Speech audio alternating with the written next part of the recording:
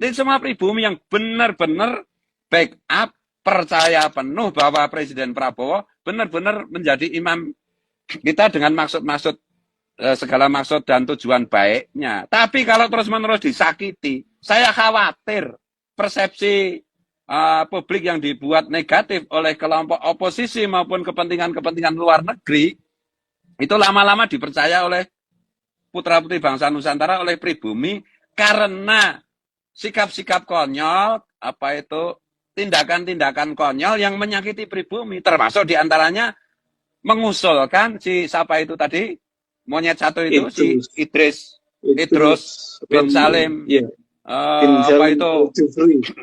Al-Jufri itu menjadi pahlawan. Saya bilang monyet karena saya sedang mengamalkan isi Quran. Pengkhianat itu disebut monyet. Kunu kirodatan khosiin, jelas kan?